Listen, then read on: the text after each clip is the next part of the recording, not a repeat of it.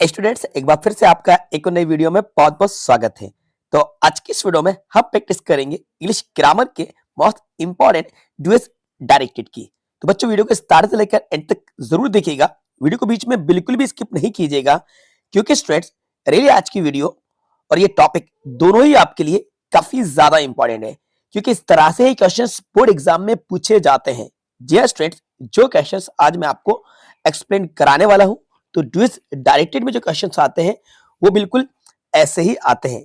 आपकी ग्रामर का लेवल बिल्कुल यही रहता है, क्योंकि आपने जब ओल्ड पेपर्स को देखा होगा तो आपको पता है कि सेंटेंस जो आते हैं उसमें निगेटिव बनाने के लिए या फिर आपका सेंटेंस को चेंज करने के लिए क्वेश्चन आते हैं।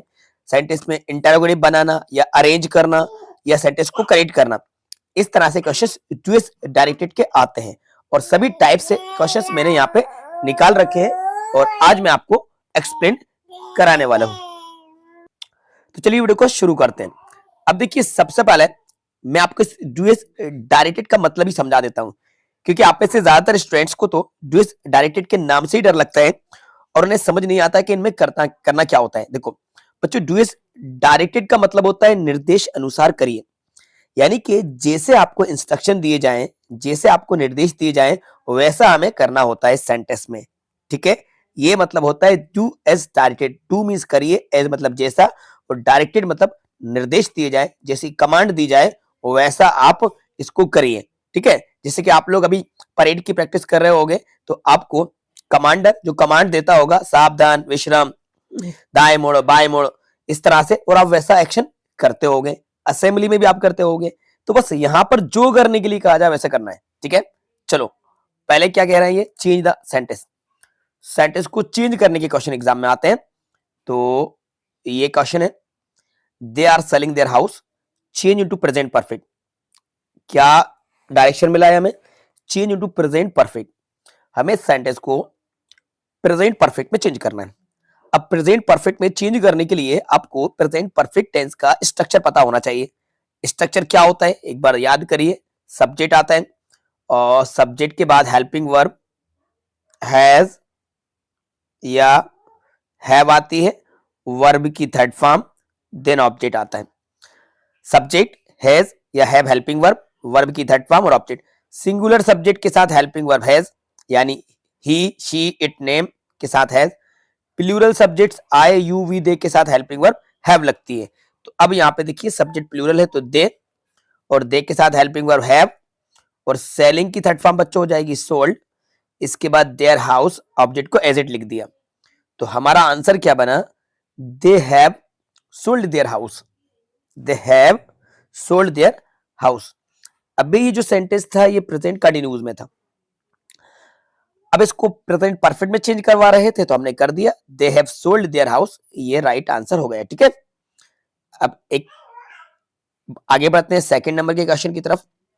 दे have been playing here since morning, change the sentence into past perfect continuous tense. अभी जो सेंटेंस है ये हैव बीन के बाद V1 ING लगा है और सिंस मॉर्निंग लगा है, ये प्रेजेंट परफेक्ट कंटिन्यूस का है। अब इसको हमें पास्ट परफेक्ट कंटिन्यूस में चेंज करना है। तो पास्ट परफेक्ट कंटिन्यूस में चेंज करने के लिए सिर्फ आपको हेल्पिंग वर्ब चेंज करना है, जो कि हमारी हैड बीन होती है। क्या होती है बच्चों? Had been. तो यहां पे देख लेते हैं कैसे बनेगा। देखिए, they had been playing here since morning, बस यहाँ पे हैड बीन हो गया। तो they had been playing here since morning, have been के प्लेस पे had been helping verb change कर दी। सेंटेंस हमारा पास्ट परफेक्ट कंटिन्यूस में चला गया। ठीक है, आगे आते हैं थर्ड नंबर के क्वेश्चन पे। He taught English, change the sentence into present indefinite tense. Present indefinite tense में चेंज करना है। तो प्रेजेंट इंडेफिनिट टेंस में यहाँ पे सब्जेक्ट सिंगुलर ही है, तो ही के साथ एस, ई एस या आई एस का यूज करते हैं वर्ब में। सब्जेक्ट हमारे सिंगुलर होते हैं, यानी कि सब्जेक्ट अगर ही होता है, शी होता है, इट होता है थर्ड पर्सन, या नेम होता है, तो मेन वर्ब में एस, ई एस या आई एस लगता है। तो यहाँ पे देखिए ही टीचेस इंग्लिश हो जाएगा, बिकॉज सब्जेक्ट हमारा सिंगुलर है। तो ही टॉट इंग्लिश ये पास्ट में था, प्रेजेंट में ही टीचेस इंग्लिश, यानी वह इंग्लिश सिखाता है, इंग्लिश पढ़ाता है। तो ही टीचेस, टीच में ईएस लग जाएगा, टीचेस हो जाएगा। क्लियर है? तो इस तरीके से क्वेश्चंस आपके एग्जाम में आएंगे, यानी कि सेंटेंस को चेंज करने के लिए, चेंज द सेंटेंस। तो यहाँ पे सेंटेंस को बदलना है। अब देखिए भाई, टोटल हमारे जो मेन टेंस 3 हैं उसमें जो टेंसेस होते हैं वो 12 होंगे, सब टेंसेस जो होते हैं 12 होते हैं। अब 12 में से वो किसी में भी चेंज करा सकते हैं, यानी प्रेजेंट इंडेफिनिट को प्रेजेंट कंटिन्यूस में, प्रेजेंट कंटिन्यूस को पास्ट कंटिन्यूस में, प्रेजेंट सिंपल को पास्ट या फ्यूचर सिंपल में। इस तरीके से वो किसी भी टेंस में आपसे चेंज करवा सकते हैं। तो इसको आप एक चार्ट के थ्रू समझ लीजिएगा, आप एक चार्ट बना लीजिएगा, सभी टेंस का चार्ट बना लीजिएगा। इसके ऊपर मैंने एक सेपरेट वीडियो बना रखी है टेंस चार्ट की। तो इसमें आपको हर टेंस को राइट कर लेना है और उसको सभी टेंस में आपको चेंज कर लेना है, यानी कि प्रेजेंट इंडेफिनिट, इसके बाद पास्ट इंडेफिनिट, फ्यूचर इंडेफिनिट, या ऐसे present indefinite, past indefinite, future indefinite, present continuous, past continuous, future continuous. ठीक है, present perfect, past perfect, future perfect, present perfect continuous, past perfect continuous, future perfect. तो एक tense को लीजिएगा, उसको सभी में चेंज कर दीजिएगा। आप सेंटेंस को चेंज करने के लिए जो भी आए आप उसको बना दीजिएगा। तो ये आपको एक टेंस चार्ट बनाना होगा, इजीली तरीके से फिर आप बना पाएंगे। ठीक है, अब आते हैं चेंज इनटू नेगेटिव। अब एक क्वेश्चन जो आता है उसमें वो हमसे सेंटेंस को नेगेटिव में चेंज करवाते हैं। अब नेगेटिव में चेंज करने के लिए एक ट्रिक याद रखिएगा कि जब सेंटेंस को नेगेटिव बनाते हैं तो हम सब्जेक्ट के बाद हेल्पिंग वर्ब लगाते हैं। क्या लगाते हैं? उसके बाद नंबर 3 पे नॉट लगाते हैं। नंबर 1 पे तो सब्जेक्ट आएगा, नंबर 2 पे आपको हेल्पिंग वर्ब पुट करना है और नंबर 3 पे नॉट लगाएंगे। अब अगर सेंटेंस में सब्जेक्ट है और सब्जेक्ट के बाद डायरेक्ट मेन वर्ब है तो आप पहले हेल्पिंग वर्ब लगाएंगे, उसके बाद नंबर 3 पे नॉट लगाएंगे। अगर सेंटेंस में हेल्पिंग वर्ब दे रखी है पहले से तो आप डायरेक्टली नॉट लगा देंगे। लेकिन कुछ सेंटेंसेस आपको ऐसे भी मिलेंगे जो कि प्रेजेंट इंडेफिनिट या पास्ट इंडेफिनिट के होंगे, उन्हीं में से क्वेश्चन सबसे ज्यादा आते हैं। तो उनमें आपको पहले हेल्पिंग वर्ब को पुट करना है सब्जेक्ट के अकॉर्डिंग, देन आपको नॉट लगाना है। ठीक है, इसके बाद वर्ब को यूज करना है। तो यहां पे देखते हैं, she speaks the truth. She speaks the truth, ये प्रेजेंट इंडेफिनिट का है, एस लगा है, प्रेजेंट इंडेफिनिट का सेंटेंस है तो इसको नेगेटिव बनाएंगे तो शी के बाद पहले हेल्पिंग वर्ब लगेगी डज। शी डज, एस से पहचान लीजिएगा कि एस वाली हेल्पिंग वर्ब डज होती है, तो शी डज। अब नंबर 3 पे नॉट लगा, शी डज नॉट, और अब यहां पे एस हट के स्पीक बचेगा। She does not speak the truth, she speaks the truth present indefinite का था, इसको नेगेटिव में बनाएंगे तो she does not speak the truth. अब याद रखना यहां से एस हट जाएगा, डू और डज के साथ एस एस आई का यूज नहीं होता है, तो नॉट के बाद डायरेक्टली V1 का ही यूज करना है। She does not speak, he did his work well. ये डिड क्या है? ये मेन वर्ब है, सेंटेंस हमारा पास्ट का है, नेगेटिव बनाएंगे तो he did not do, did not के बाद वर्ब की फर्स्ट फॉर्म आएगी तो he did not do his work well. अब ही डिड नॉट में ये डिड हेल्पिंग वर्ब है और डू मेन वर्ब है। ठीक है, तो he did not do his work well. कई बार ये क्वेश्चन एग्जाम में आ चुका है। शी शट द डोर, ये भी पास्ट का है, क्योंकि देखो शट में एस नहीं लगा, जब एस नहीं लगा तो ये V2 है, वर्ब की सेकंड फॉर्म है, तो she did not shut the door आएगा। She did not shut the door, ये हेल्पिंग वर्ब लगी और शट की तीनों फॉर्म सेम रहती हैं, तो she did not shut the door.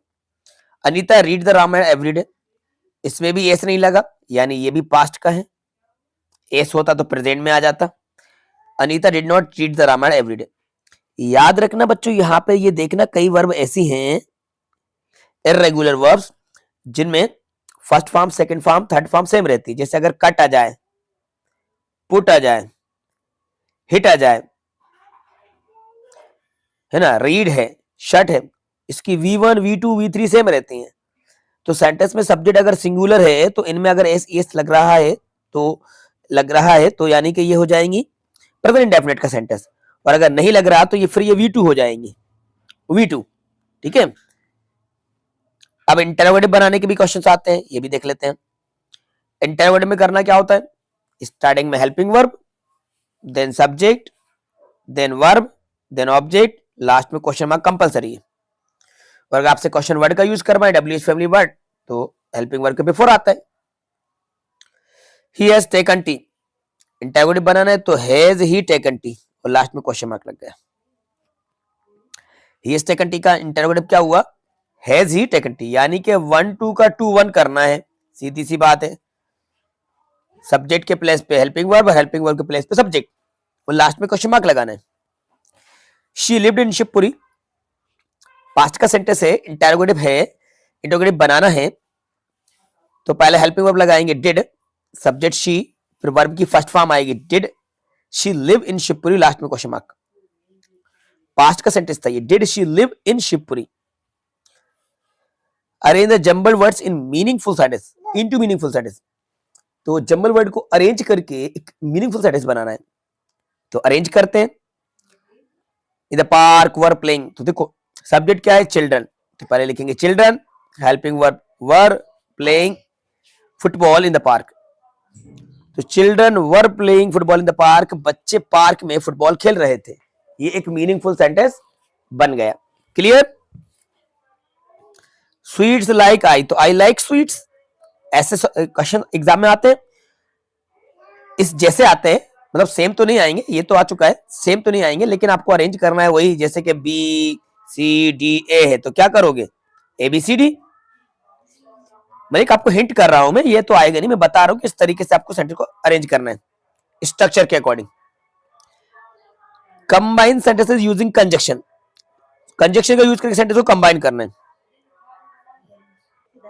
तो स्टूडेंट देखिए, he is rich he is not happy, yet से कंबाइन करना है। Combine sentence using yet, yet sentence के बीच में लग जाएगा, तो he is rich yet he is not happy, वह अमीर है लेकिन वे खुश नहीं है, तो he is rich yet he is not happy.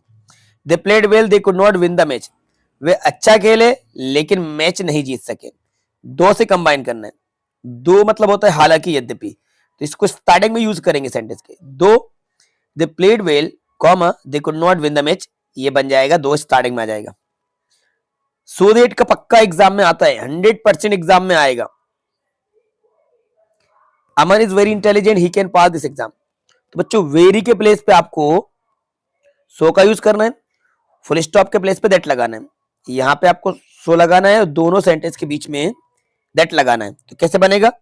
Aman is so intelligent that he can pass this exam easily, तो इस वेरी के प्लेस पे हमने क्या लगाया? सो लगाया।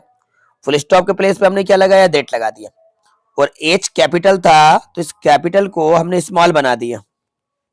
तो Aman is so intelligent that he can pass this exam easily. अब इसमें कोई भी क्वेश्चन को चेंज करके दे दे आपको, तो आपको करना यही है, वेरी को हटा के आपको सो लगाना है और फुल स्टॉप को हटाकर आपको दैट लगाना है। यानी आप यूं समझ लीजिए कि सेंटेंस के बीच में, दोनों सेंटेंस के बीच में दैट लगाना है। अब ये ऊपर नीचे भी करके क्वेश्चन दे सकते हैं, ये वाला सेंटेंस को, ये सेंटेंस को नीचे भी दे सकते हैं, तो दोनों सेंटेंस के बीच में ही दैट लगेगा। अमन इतना इंटेलिजेंट है कि वो एग्जाम को पास कर सकता है। ठीक है? The tall man is the doctor, the tall man is talking to my father. अब यहाँ पे रेलेटिव प्रोनाउन हु का यूज करना है, तो कैसे करोगे? देखो, द टॉल मैन, पहले ये सब्जेक्ट लेगा, फिर सेकंड वाला द टॉल मैन को हटाकर who is talking to my father, अब बच्चा इज अ डॉक्टर। लंबा व्यक्ति जो मेरे फादर से बात कर रहा है एक डॉक्टर है। Tall man is, the tall man who is talking to my father is a doctor. Mona is absent today she is not well, because reason बताने के लिए यूज करते हैं तो बीच में लग जाएगा। Mona is absent today because she is not well, तो ये बिकॉज को बीच में लगा देना। इसका आंसर आप खुद लिख देना। ठीक है? अब इसके बाद इफ अनलेस का यूज भी हर साल आता है, ये भी काफी इंपॉर्टेंट टॉपिक है इंग्लिश ग्रामर का। यूज ऑफ अनलेस या इफ के प्लेस पे अनलेस का यूज करवाते हैं और अनलेस के प्लेस पे इफ का यूज करवाते हैं। तो देखिए, unless it rains we shall go to school, यदि बारिश नहीं होती तो हम स्कूल जाएंगे। Rewrite the sentence using if का यूज करना है इन प्लेस ऑफ अनलेस, तो अनलेस को हटाकर इफ लगाएंगे, लेकिन पहला वाला सेंटेंस को नेगेटिव बना देंगे। ऐसा इसलिए करेंगे क्योंकि अनलेस में नॉट लगा होता है, अनलेस का मतलब ही होता है यदि नहीं, यदि नहीं, तो यहां पे फर्स्ट सेंटेंस को नेगेटिव बना देंगे। तो if it does not go rain, it does not rain we shall go to school, यदि बारिश नहीं होती तो हम स्कूल जाएंगे। अनलेस लगाता है इसलिए फर्स्ट सेंटेंस को नेगेटिव बनाएंगे। If it does not rain we shall go to school. अब सेकंड सेंटेंस है if she does not come on time the teacher will punish her. Read sentence using unless in place of if. अब if के place पे unless का use करना है। तो अब यहाँ पे इफ को हटा के अनलेस लगाएंगे, लेकिन सेंटेंस को अफर्मेटिव बना देंगे क्योंकि सेंटेंस में अनलेस में नॉट लगा है। तो unless she comes on time the teacher will punish her. ठीक है, इस तरह से क्वेश्चंस आपके एग्जाम में आते हैं। ये मोस्ट इंपोर्टेंट टॉपिक्स थे जो मैंने आपको यहाँ पे एक्सप्लेन करा दिए। सेम क्वेश्चन तो रिपीट नहीं होंगे, लेकिन क्वेश्चन के लेवल और पैटर्न सेम यही रहने वाला है। अपने जितने भी पेपर्स को देखा होगा प्रीवियस ईयर्स के, या फिर मॉडल पेपर या सैंपल पेपर, परीक्षा अध्ययन, परीक्षा बोध के देख रखे होंगे, तो आपको पता है सेंटेंस चेंज करने के लिए, सेंटेंस को नेगेटिव बनाने के लिए, या सेंटेंस को इंटरोगेटिव बनाने के लिए, या अरेंज करने के लिए, या सेंटेंस को कंबाइन करने के लिए क्वेश्चंस एग्जाम में पूछे जाते हैं डू एज डायरेक्टेड के। और वही टॉपिक्स यहाँ पे बताए गए हैं। अगर आप इन टॉपिक्स को अच्छे से समझ लेते हैं तो आपके एग्जाम में 5 मार्क्स पक्के हो जाएंगे। अब इसके लिए आपको एक टॉपिक और इसमें नहीं दिया है जो मैं आपको अलग से बता दूंगा, वो है पैसिव वॉइस का। कौन सा है बच्चों? Passive voice. एक क्वेश्चन पैसिव वॉइस से भी आता है, तो एक टॉपिक रह गया है जो मैं आपको अलग से एक्सप्लेन करा दूंगा, तो उसकी भी आपको एक्सरसाइज एक्सप्लेन करा दूंगा। फिलहाल इन टॉपिक्स को कवर कर लीजिए, यानी अपने टेंस के पोर्शन को अच्छा कर लीजिए, टेंस वाले पोर्शन को अच्छा कर लीजिए। इसमें नेगेटिव, इंटरोगेटिव और सेंटेंस को चेंज करना सीख लीजिए। ठीक है, इसके बाद ये भी टेंस के अकॉर्डिंग अरेंज करना है आपको। अब इसके साथ आप कंजक्शंस को पढ़ लीजिएगा, जिससे कि आप सेंटेंस को कंबाइन करना सीख जाएं। इफ अनलेस का यूज आप सीख लीजिएगा। ठीक है, सो दैट का यूज तो आपको सीखना ही है। क्लॉज में आप रिलेटिव क्लॉज को पढ़ लीजिएगा। क्लॉज में क्वेश्चन आपका ज्यादा जो आता है वो रिलेटिव क्लॉज का आता है। सभी पढ़ ले तो बहुत अच्छी बात है। अभी रिसेंटली मैंने क्लॉज के ऊपर एक वीडियो अपलोड कर रखी है। ओके स्टूडेंट, तो उम्मीद करते हैं वीडियो आपको पसंद आई होगी और वीडियो आपके लिए काफी ज्यादा हेल्पफुल रही होगी। तो इस वीडियो को लाइक जरूर कीजिएगा और अपने सभी दोस्तों के साथ ज्यादा शेयर कीजिएगा। और यदि चैनल पर नए तो चैनल को जरूर सब्सक्राइब कर लीजिएगा, जिससे कि आने वाली वीडियो के नोटिफिकेशन आपको टाइम पर मिलते रहे, और नोटिफिकेशन को ऑन भी कर लीजिएगा। वीडियो आपको कैसी लगी कमेंट्स बॉक्स में कमेंट्स करके जरूर बताइएगा। Thanks for watching.